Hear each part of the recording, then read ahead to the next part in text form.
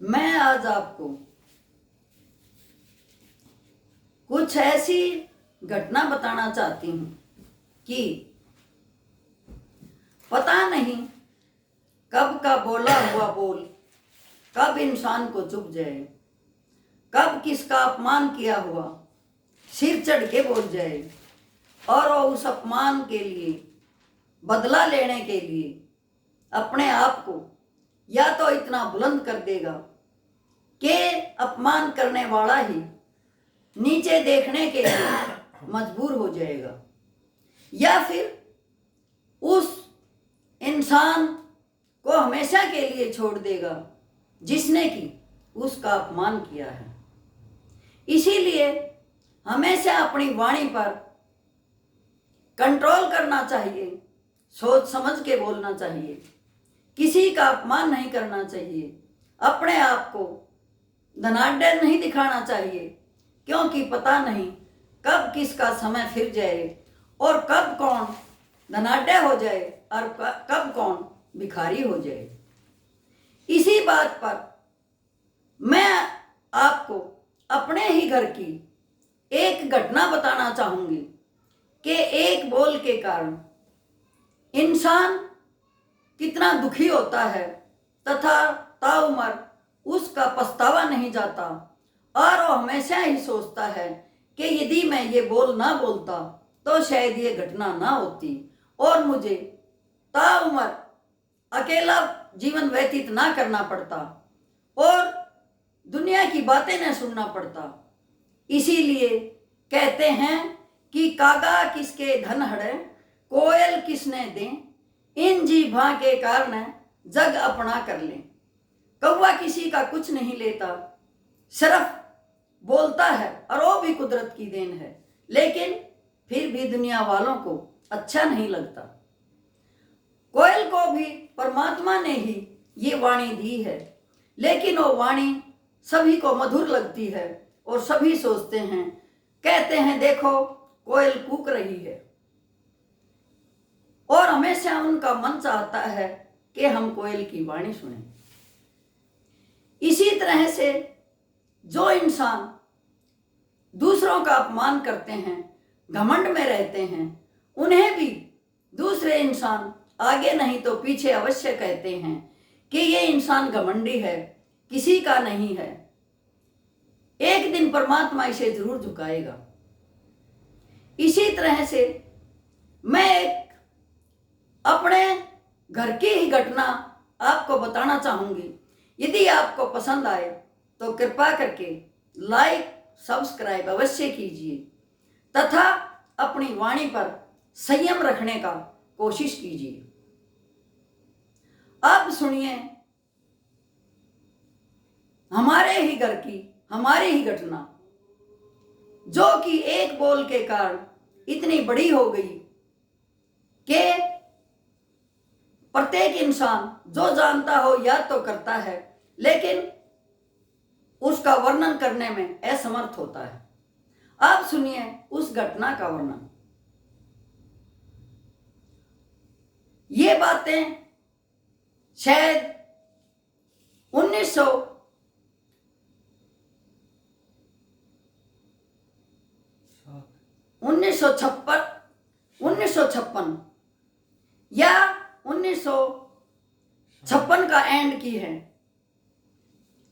मेरे चाचा जी श्री राम सिंह जी डॉक्टर हुआ करते थे, जो कि बेरी के बाजार में उनकी दुकान थी डॉक्टरी की, और वो लोगों का इलाज किया करते थे।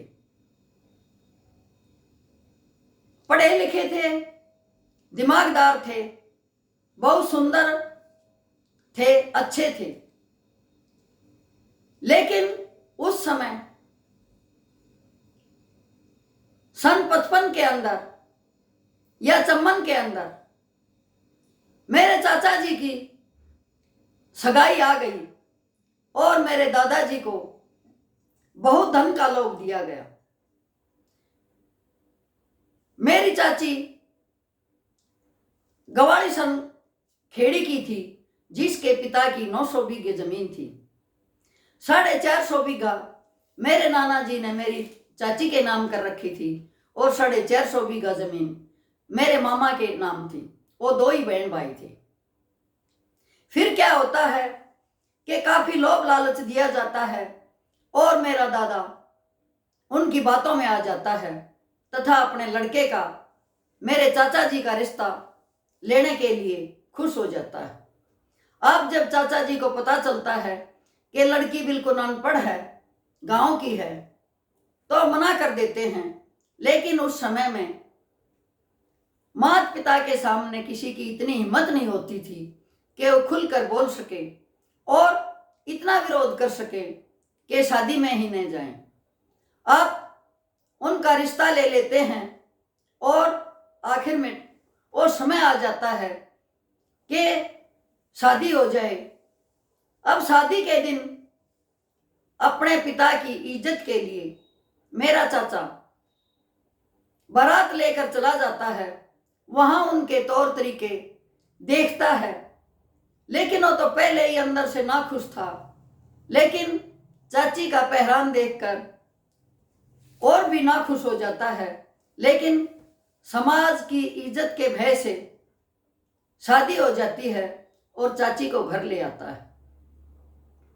अब उनका गृहस्थ आश्रम कोई सुखी आश्रम नहीं था, फिर भी गाड़ी चल रही थी, क्योंकि उस समय में माँ बाप का मान सम्मान बहुत होता था और माँ बाप के मान सम्मान के कारण ही लड़के या लड़कियां अपना जीवन आगे बढ़ाते थे।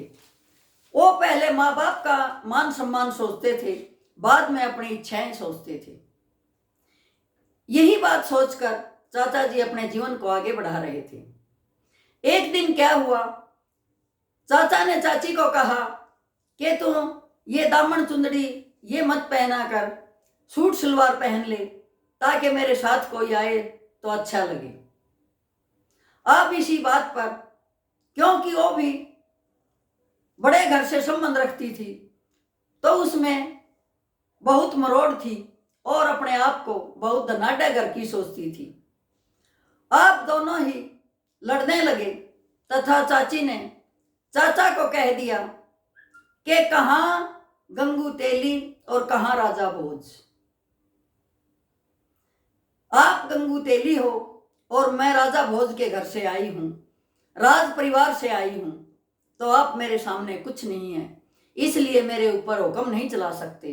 मेरा जो चाहेगा पहनूंगी, जो चाहेगा नहीं पहनूंगी, मन आएगा बात मानूंगी, नहीं नहीं मानूंगी। अब चाचा जी उस समय तो खून का घूंट पीकर रह गए, लेकिन उन्होंने उस अपमान को अपने अंदर संजो लिया और सोचने लगा कि इस अपमान का बदला मैं इस औरत से कैसे लूं। अब उनकी शादीशुदा लाइफ चल रही थी, कभी चाची पीहर चली जाती, कभी ससुराल आ जाती, ऐसे ही गाड़ी धक रही थी। लेकिन दोनों का गृहस्थ आश्रम सुखी आश्रम नहीं था, दोनों की आपस में बनती नहीं थी। अब कोई अक्टूबर नवंबर के अंदर 1956 में चाची गांव में गई हुई थी अपने मायके में, और चाचा जी हमेशा ही 2-4 महीने में दिल्ली दवाइयां लेने जाते थे अपनी दुकान के लिए। तो मेरे चाचा जी ने मेरी दादी से कहा, माँ मैं दिल्ली जा रहा हूं और 2-4 दिन में आ जाऊंगा। अब दादी देखती है कि चाचा जी ने अपने 8-10 जोड़ी कपड़े सूटकेस में ठोक लिए, भर लिए और देखने लगे कि मेरा कोई अच्छा कपड़ा रह तो नहीं गया, क्योंकि चाचा जी ओढ़ने पहनने के बड़े शौकीन थे। उस समय पे लंबे कोट और फिट पजामी चलती थी या अलग तरह के कोट पैंट चलते थे। चाचा जी के ओढ़ने पहनने का शौक बहुत था और उनके पास कपड़े भी बहुत ज़्यादा थे, इसलिए उन्होंने अपनी अटैची को अच्छी तरह से भर लिया। और जब मेरी दादी ने देखा कि 2-4 दिन के लिए जा रहा है और इतने कपड़ों का क्या करेगा, मेरी दादी ने टोक दिया, बेटा 2-3 दिन के लिए इतने कपड़े क्यों लेके जा रहा है। मेरे चाचा जी ने उन उनमें से 2-4 जोड़ी कपड़े निकालकर मेरी दादी को दे दिए कि माँ इन्हें रख लो, लेकिन अच्छी तरह से रखे रहना, ये आपको मेरी याद दिलाएंगे। लेकिन दादी अपने काम में बिजी थी। उसने कभी सपने में भी नहीं सोचा था कि आज तेरा बेटा आखिरी दिन तुझे ये कपड़े सौंप रहा है और फिर कभी दिखाई नहीं देगा। अब चाचा जी सूटकेस लेते हैं और दिल्ली के लिए रवाना हो जाते हैं कि मैं दवाई लेने जा रहा हूँ। उस समय मेरे पिताजी खेतड़ी कंपनी, राजस्थान कंपनी होती थी बसों की, उसमें मैनेजर होते थे और वो कई कई दिन में घर आते थे। अब मेरे चाचा को गए हुए 10 दिन हो गए और वापस नहीं आए, तो मेरे पिताजी घर आए तो मेरी दादी से पूछने लगे कि माँ भाई कहाँ गया। अब दादी ने बताया भाई दवाई लेने गया था, आ जाएगा। अब सभी अपने काम में बिजी थे। ये तो किसी ने सोचा ही नहीं था कि आगे क्या होने वाला है। लेकिन पिताजी भी अगले दिन अपने काम के लिए खेतड़ी वापस चले गए। 18 दिन हो गए। 18 दिन के बाद एक लेटर आता है और उसमें लिखा होता है इंग्लैंड कंपनी कलकत्ता, और मैं अपने दोस्त के कहने पर विदेश जा रहा हूँ। मेरे को ढूंढने की कोशिश मत करना, दोनों भाई मिलके काम करना, माता पिता की सेवा करना, और यदि मुझे ढूंढोगे तो मैं मिलूंगा नहीं। अब वो लेटर जब आता है, दादी किसी से बचवाती है, पढ़वाती है, तो सारे परिवार की सोच एकदम से चिंतित हो जाती है कि ये क्या हुआ। ये तो उन्होंने कभी सपने में भी नहीं सोचा था। अब क्या होता है कि पूरे देश में ढूंढ लिया, लेकिन मेरे चाचा जी कहीं नहीं मिले। एक बार बताते हैं कि कोई दुबरदन झाजगढ़ माजरे का वकील बाई कास्ट हरिजन था। वो अपने लड़के के पास आजकल जो दमन दीव है वहां गया हुआ था। उसका बेटा नेवी में था और वहां बागीचे में एक सुंदर लड़का तथा उसके साथ एक और घूम रहे थे। अब जो ही उसने उस वकील को देखा, उसने हरियाणवी साफा पहन रखा था, चमड़े की जूती पहन रखी थी, धोती पहन रखी थी। उसके पहनावे से पता चलता था कि यह हरियाणा का ही है। अब बताते हैं कि वो मेरा चाचा ही था कि वापिस आता है और उससे बात करता है, चौधरी साहब कहाँ रहते हो। उसने बताया मैं तो झज्जर कोर्ट में वकील हूँ। बोले आप कौन हैं। उन्होंने अपनी सच्चाई बताई कि मैं बेरी का नेकी हौलदार का लड़का हूँ और यहाँ शिप पर काम करता हूँ, दवाइयाँ बेचता हूँ, काफ़ी रुपए कमा लेता हूँ। और उन्होंने पूछा कि अपने यहाँ बरसात हुई है या नहीं, खेती बाड़ी कैसी है, लोग कैसे जीवन यापन कर रहे हैं। इतनी ही देर में जो लड़की उनके साथ थी और लड़की उसे आवाज लगा लेती है और वो वापस चले जाते हैं। अब वही वकील कुछ दिन के बाद कोर्ट में बताता है कि तुम क्या करोगे, कुछ करने लायक नहीं हो।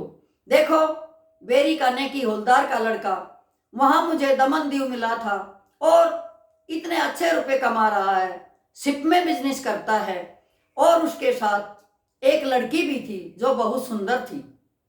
अब जो वहां हमारे खेत इकट्ठे हैं, जो जानते थे वो एकदम बोलते हैं कि बताइए किसका जिक्र है। बोले राम सिंह नाम था और नेकी हौलदार का लड़का था। अब उसने गांव वालों को बताया और झाजगढ़ माजरे के जो लोग हमारे खेत के पड़ोसी थे उन्होंने हमारे घर वालों को बताया। उसके बाद मेरे फादर तथा मेरे चाचा के दोस्त दमन दीव भी घूम कर आए, लेकिन कहीं भी मेरे चाचा का अता पता नहीं हुआ। अब उस समय पे आज से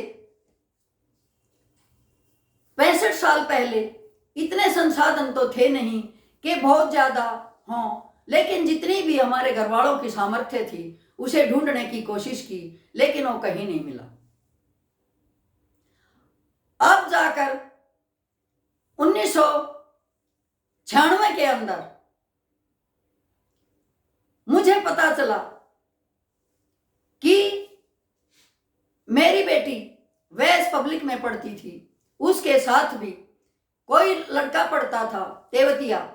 उसकी बहन थी अनामिका, जो कि अमेरिका के अंदर डॉक्टर थी।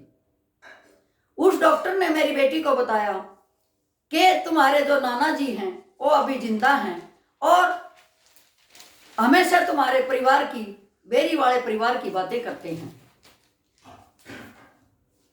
उन्होंने अमेरिका में अपना सेटअप किया।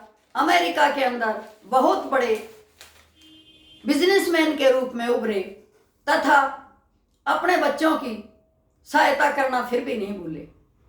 एक बार क्या हुआ कि मेरा भाई, मेरे चाचा का लड़का पार्स, वहाँ अमेरिका गया हुआ है, आज भी वहाँ का नागरिक है।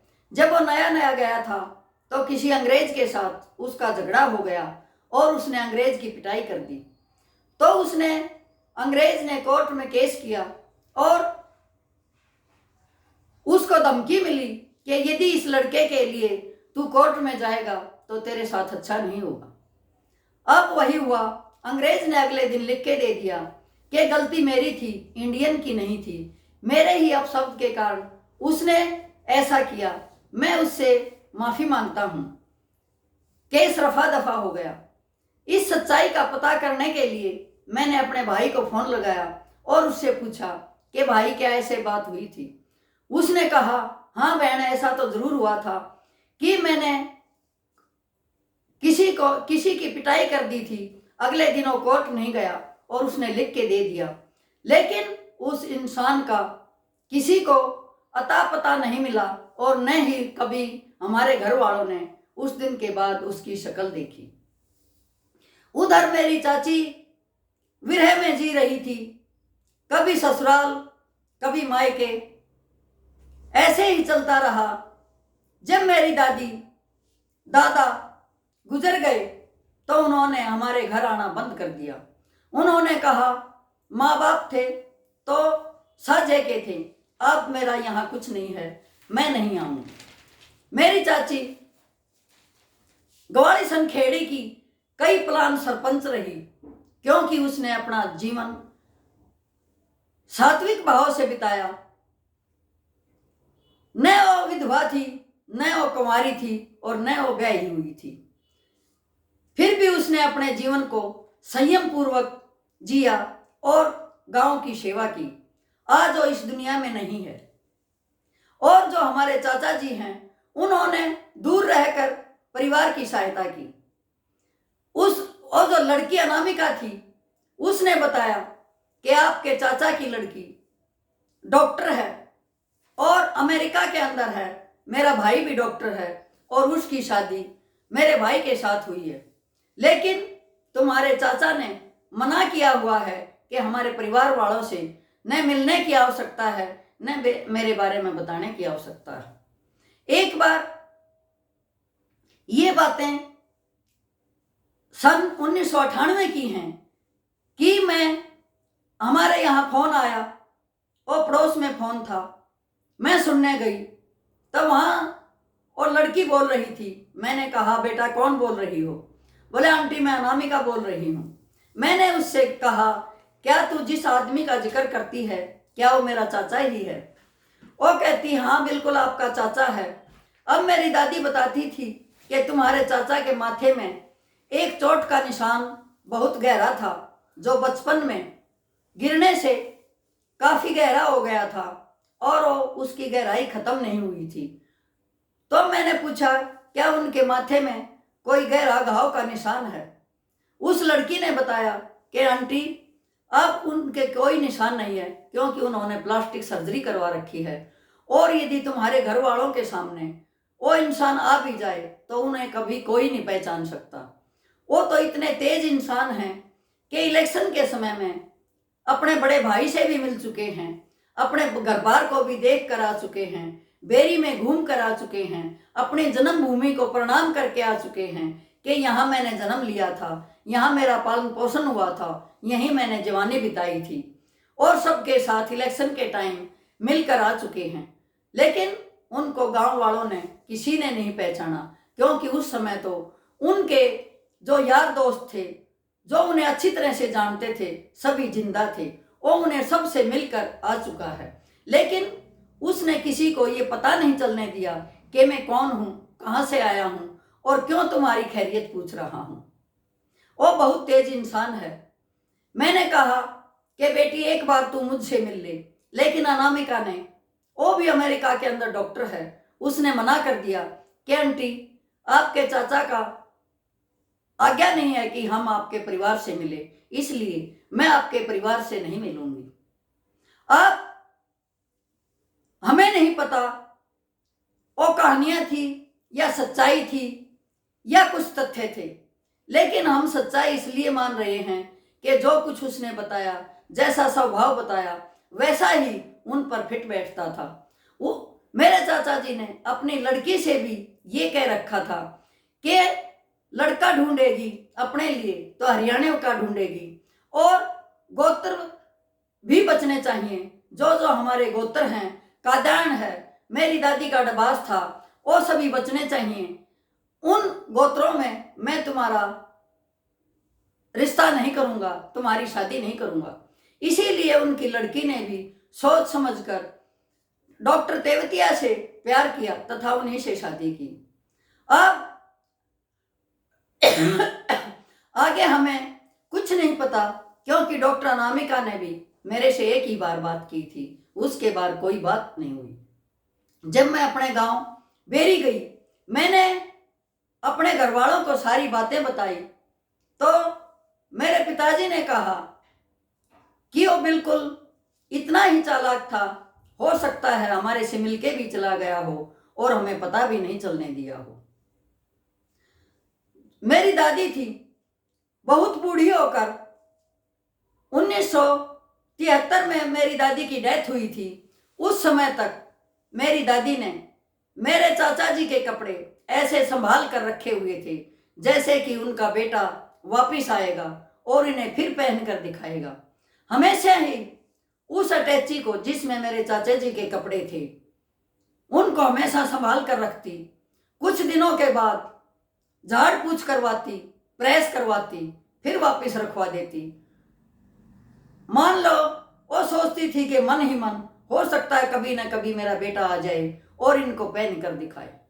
लेकिन दादी के अंदर इतना मरम था, इतना दुख था अपने बेटा खोने का, कि लास्ट समय में जब उनकी मृत्यु से 2 साल पहले उनके छाती के अंदर, उनके वक्षस्थल में एक सुराख हो गया, जो कि अपने आप उसमें से मवाद निकलता था तो था अपने आप ठीक हो जाता था। अब गांव वाले इलाज उसने बिल्कुल नहीं करवाया। वो कहती थी कि कोई बात नहीं, ये मेरे अंदर का दुख है, जो बेटे का मोह है वो निकल रहा है। दर्द दुख उसको कुछ नहीं था, छाती में कभी पेन भी नहीं हुआ, लेकिन वो सुराख अवश्य रहा। सभी कहते थे कि दुख का ढीमरा है। एक माँ की इतनी ममता थी कि वो अंदर ही अंदर इतनी घुट गई कि उसकी ममता ने उसे ऐसी बीमारी पैदा कर दी कि जिसमें दुख भी नहीं हुआ और उसकी और मवाद भी बाहर निकलता रहा। मेरी दादी बहुत ही सात्विक और भजन करने वाली थी, जो दूसरों की सहायता करती थी, हमेशा ही दूसरों का ख्याल करती थी। अंत समय में भी मेरी दादी बिल्कुल दुखी नहीं हुई। सुबह मेरे भाई ने मेरी दादी को चाय पिलाई और कहा, दादी मैं कॉलेज में जाऊं या नहीं जाऊं। अब मेरा भाई वेस्ट कॉलेज में इंजीनियरिंग कर रहा था। उसने कहा बेटा जाओ, लेकिन थोड़ी देर बाद कहने लगी, कदम सिंह कहाँ गया? मैंने तो अभी ऊपर जाना है। और वो कहाँ चला गया? बोले दादी वो तो कॉलेज गया। बोले उसे जल्दी बुला के लाओ। उसके साथ के लड़के भागकर बस स्टैंड गए, लेकिन जब तक दादी के प्राण पखेरु हो चुके थे। मेरी दादी बोलते हुए, भोजन करते हुए हाथ पैरों से चलते हुए बिल्कुल सही अवस्था में परमात्मा को प्यारी हुई, लेकिन दादी का अपने बेटे के प्रति प्यार आज भी झलकता है। उसके बाद ही वो कपड़े इधर उधर हुए, लेकिन जब तक दादी जी तब तक 1973 तक, 1956 से लेकर 1973 तक मेरी दादी के पास वो कपड़े एज इट इज यूं के यूं सुरक्षित थे। ये था एक माँ का प्यार, और ये था एक बोल का, तिरस्कार का, जो कि अपनी पत्नी को भरी जवानी में छोड़कर हमेशा के लिए चला गया। जिंदा भी रहा, लेकिन पत्नी को के पास वियोग के सिवा कुछ नहीं छोड़ के गया। उसकी पत्नी भी उसके कारण वियोग में ही रही, और उसकी मृत्यु भी अभी 2-3 साल पहले ही हुई है। तब तक वो हमेशा इंतजार ही करती रही। उसके इंतजार में उसने शादी नहीं की, लेकिन वियोग इतना था कि हमेशा ही गुमसुम रहती थी, कभी किसी से खुलकर बात नहीं करती थी। हमेशा ही उसके अंदर शायद ये पछतावा रहा होगा कि शायद तू इतना बड़ा बोल नहीं बोलती तो तेरे साथ ये नहीं होता, कि कहाँ राजा भोज और कहाँ गंगू तेली। इसलिए मेरा कहने का तात्पर्य यही है कि कभी किसी को ऐसा बोल मत बोलो कि वो उसके अंदर इतना चुभ जाए कि हमेशा ही उसी के बारे में सोचता रहे। किसी का अपमान करने से पहले ये सोचो कि यदि इसकी जगह तू हो और तेरा अपमान हो तो कैसी बात बनेगी, कैसे रिएक्ट करेगा, कैसे सोचेगा।